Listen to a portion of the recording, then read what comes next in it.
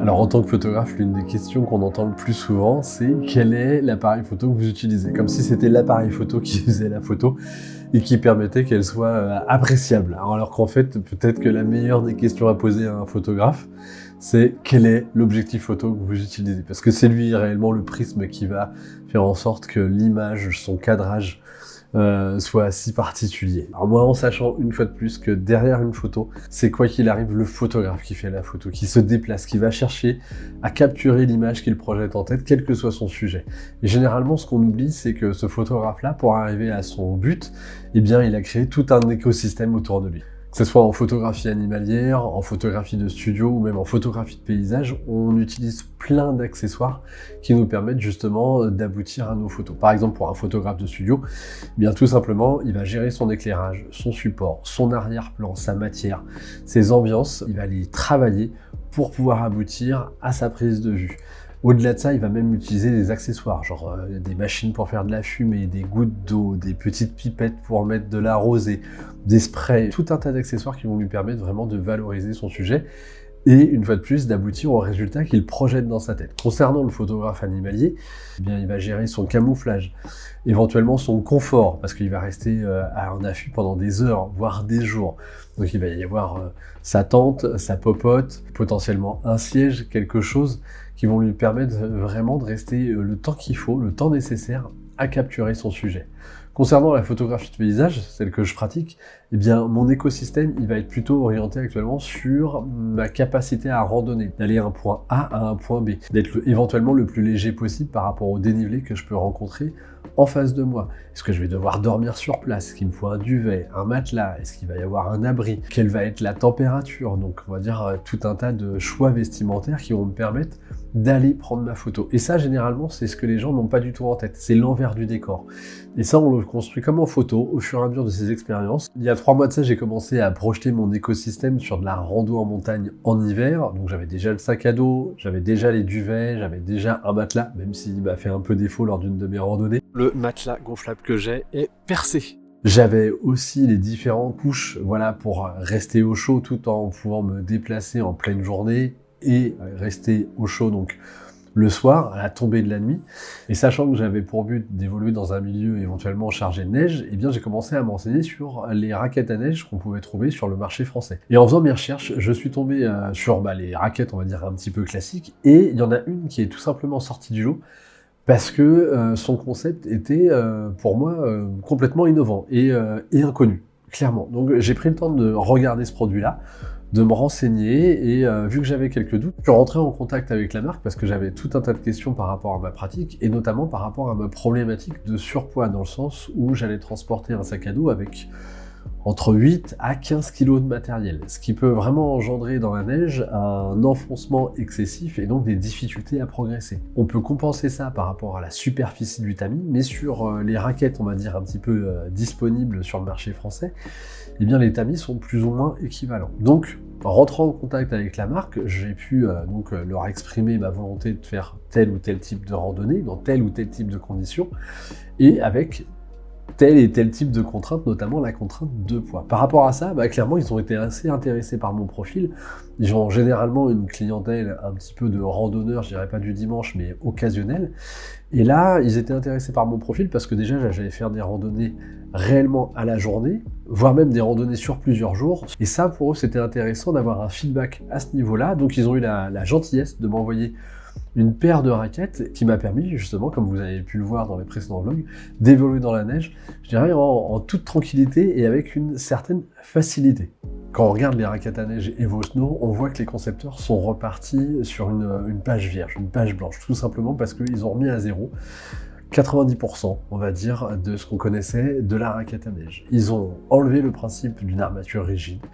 Ils ont revu le système d'accroche de la chaussure sur la raquette. Ils ont revu aussi l'isolement de la chaussure par rapport à la neige grâce à une semelle qui est excessivement épaisse et pourtant qui n'engendre aucun poids par rapport aux autres raquettes, puisque par rapport à des raquettes classiques qui sont autour de 2 kg à 2,5 kg, et bien là on est seulement à 1,5 kg pour les deux raquettes, ce qui est non négligeable en termes de gain de poids et donc de gain d'effort, fait d'évoluer dans la neige. En plus de ça, par rapport aux autres raquettes, comme je le disais, l'armature étant souple, elle suit complètement le déroulé du pied lorsque vous marchez. Vous pouvez marcher, courir avec, descendre des pentes, et vraiment, vous avez l'impression d'être dans des véritables chaussons. Et c'est ça qui est surprenant, c'est qu'au bout de quelques mètres, on oublie déjà leur présence. Elles font partie pleinement de la marche. Il faut dire que les concepteurs ont travaillé de pair avec des podologues pour faire en sorte que la marche, voilà, le déroulé du pied soit le plus naturel possible, et vraiment,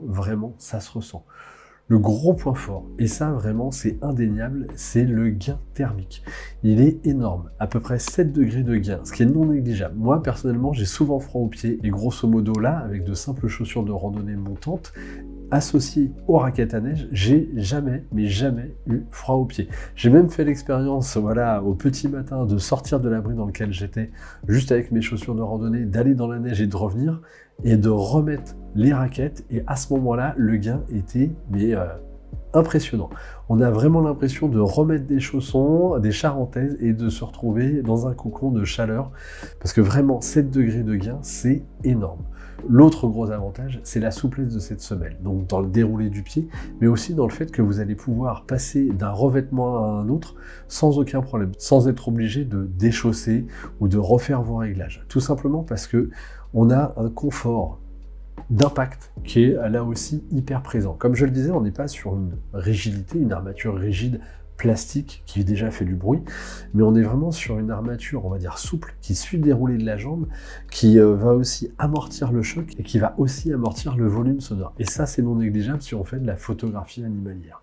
Que vous passiez, on va dire, dans de l'eau, sur la neige, sur une neige un petit peu fondue, il n'y a aucun problème. Le seul petit bémol que j'ai pu remarquer, c'est lors de passage sur de petites plaques de verglas. En fait, malgré les pointes en carbure qu'il y a sous la gamme d'Evo Snow que la marque m'a prêté, eh bien, on manque d'adhérence. Surtout au moment où on relance l'appui pour avancer, on manque de pointe sur l'avant du pied, et à ce moment-là, on a une tendance à déraper. Malgré tout, et en prévision de ce type de problématique, Evo Snow ont développé un accessoire complémentaire, des crampons qui viennent se rajouter à la raquette, et en plus qu'on peut adapter à de simples chaussures aussi, au cas où.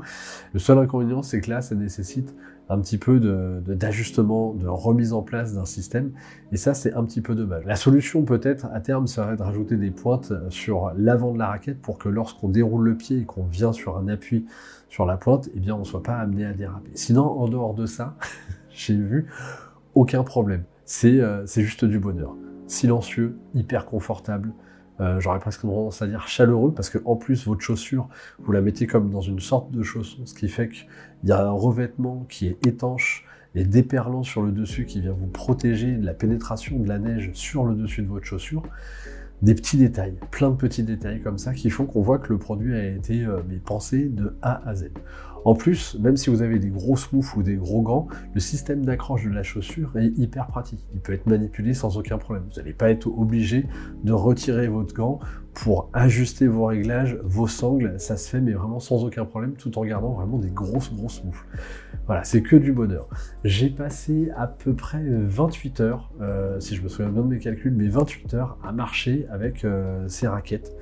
J'ai fait à peu près 2700 mètres de dénivelé positif et négatif, avec une charge entre 8 et 15 kilos, et vraiment, au sortir de tout ça, je me dis, mais qu'est-ce que je ferais sans ces raquettes? Je me le demande vraiment. C'est du bonheur, c'est du bonheur, c'est assez incroyable. Ça a été fait en partenariat avec Michelin, puisque c'est eux qui ont conçu la semelle d'accroche du dessous, et vraiment l'association de ces deux savoir-faire entre Michelin et Evo Snow a donné un produit, mais vraiment d'exception, que je recommande à tout le monde. Si vous avez l'occasion de tester ce produit-là chez un loueur, n'hésitez pas, vous allez voir la différence, elle est flagrante. C'est incroyable. Vraiment, je peux dire qu'une seule chose, merci à la marque de m'avoir fait confiance, de m'avoir envoyé voilà, cette paire de raquettes pour que je puisse la tester.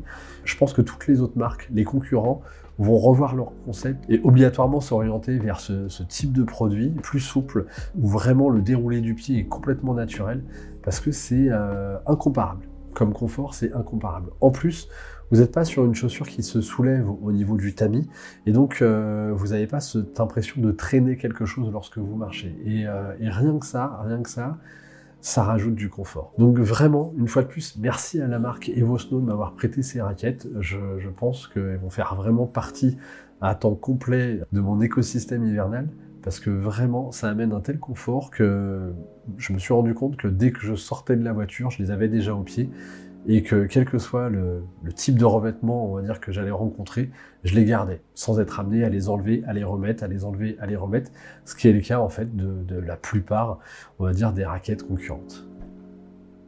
Eh bien, j'espère que vous avez apprécié cette vidéo. Si c'est le cas, n'hésitez pas à cliquer sur le petit pouce qui pointe vers le haut, à vous abonner à cette chaîne et à cliquer sur la cloche qui apparaîtra à ce moment-là. Pour information, cette vidéo n'était pas sponsorisée. C'est juste que lorsque j'aime un produit et que j'y trouve un intérêt, eh bien, j'en parle, tout simplement. Voilà. Si vous voulez d'autres informations sur ce produit-là, je vous mets des liens dans la description un petit peu plus bas. En tout cas, moi, d'ici mon prochain vlog, je vous souhaite de faire de très belles photos et de vivre de merveilleuses aventures. Allez, à très bientôt. Bye bye.